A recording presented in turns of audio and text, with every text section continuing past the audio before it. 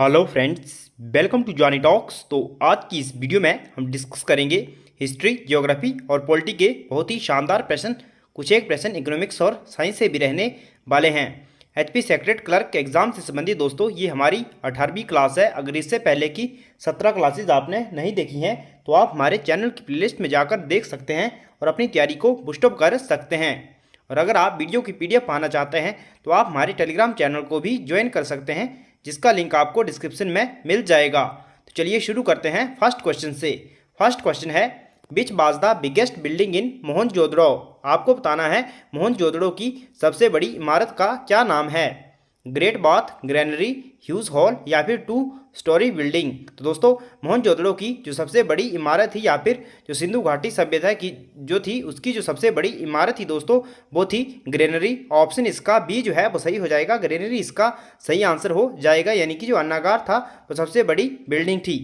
और बात करें दोस्तों मोहनजोदड़ो की, तो मोहनजोदड़ो जो थी दोस्तों ये दूसरी साइट थी सिंधु घाटी सभ्यता की जो खोजी गई थी और 1922 में इसकी खोज करी गई थी राखल दास बनर्जी के द्वारा। और मोहनजोदड़ो का जो अर्थ है दोस्तों वो है मौत का टीला।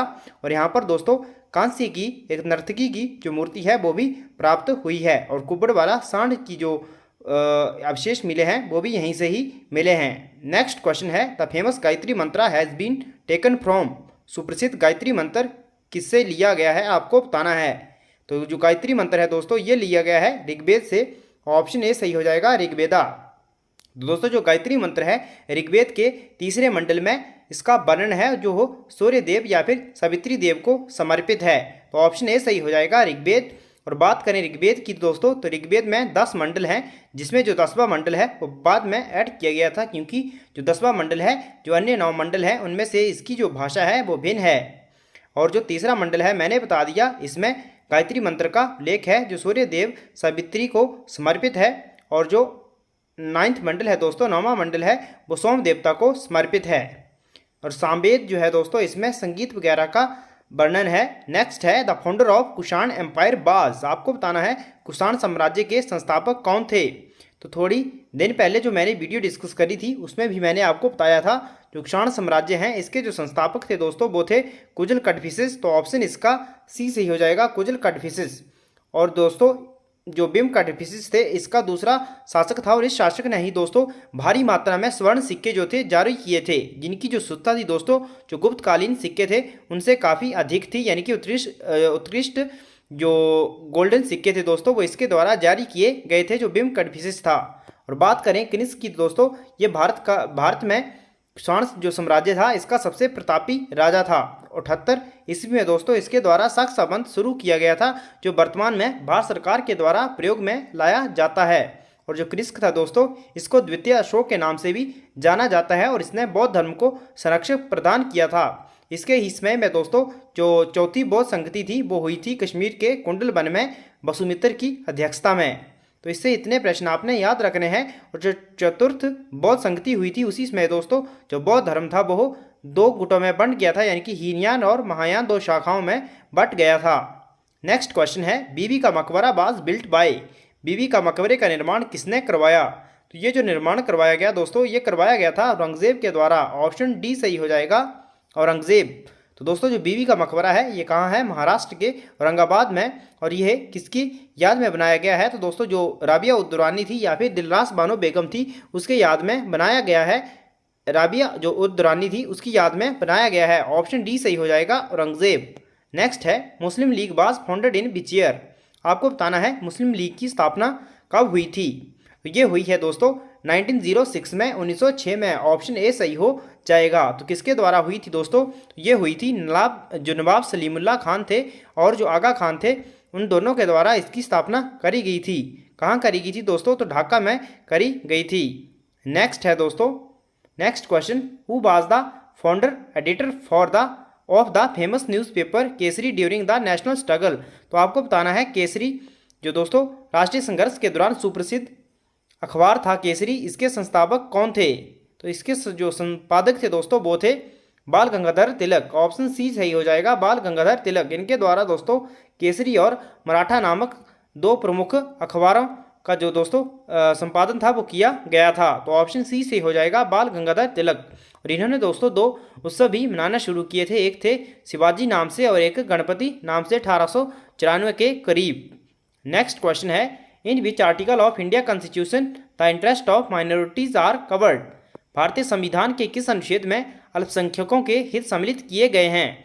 ये सम्मिलित किए गए हैं दोस्तों आर्टिकल 29 में। तो ऑप्शन इसका डी सही हो जाएगा, आर्टिकल 29। नेक्स्ट क्वेश्चन है, which directive principle has the direct impact of the moral philosophy of Mahatma Gandhi. Mahatma Gandhi की नीति विषयक दार्शनिकता पर किन मार्गदर्शक सिद्धांतों का प्रत्यक्ष प्रभाव है। तो दोस्तों ये है ऑप्शन सी जो है वो सही हो जाएगा, बैन और गौ स्लैटर यानी कि गौ हत्या पर रोकथाम। ऑप्शन सी सही हो जाएगा। और ये जो है दोस्तों equal pay for equal work, तो ये आता है आपके डायरेक्टिव प्रिंसिपल के जो 39 आर्टिकल है उसके अंतर्गत आता है। नेक्स्ट क्वेश्चन है, which of the following can bring the impeachment process of vice president. निम्नलिखित में कौन उपराष्ट्रपति पर महाभियोग प्रक्रिया ला सकता है। तो आप सभी को पता है जो दोस्तों उपराष्ट्रपति होता है ये राज्यसभा का प्रदेश सभापति होता है और इस पर जो महाभियोग प्रक्रिया है वो लाई जा सकती है राज्यसभा में। तो ऑप्शन इसका सी सही हो जाएगा, राज्यसभा।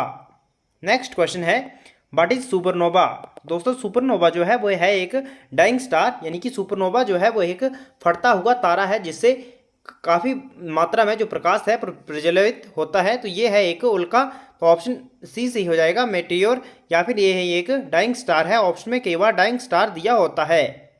नेक्स्ट है, land breeze is a cold breeze which flows from land to. तो आपको बताना है दोस्तों जो लैंड ब्रीज है एक ठंडी हवा है जो जमीन से डैश डैश की ओर बहती है।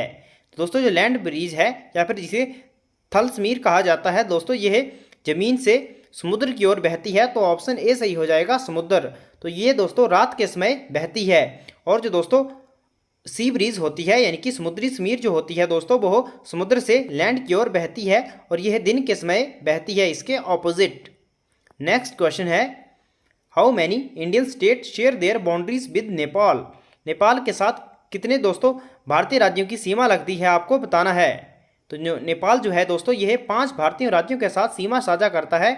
ऑप्शन इसका जो सी है वो सही हो जाएगा, 5। तो कौन कौन से दोस्तों, तो एक हो गया उत्तराखंड, एक हो गया उत्तर प्रदेश, उसके बाद दोस्तों बिहार, उसके बाद पश्चिम बंगाल, उसके बाद सिक्किम। तो कितने हो गए दोस्तों, 5 स्टेटों के साथ यह शेयर करता है। उत्तर प्रदेश, उत्तराखंड 2 हो गए, तीसरा बिहार, चौथा वेस्ट बंगाल और 5वां सिक्किम। तो 5 हो गए। और कितनी बाउंड्री शेयर करता है, तो 751 मीटर के ऑलमोस्ट 751 किलोमीटर की बाउंड्री शेयर करता है।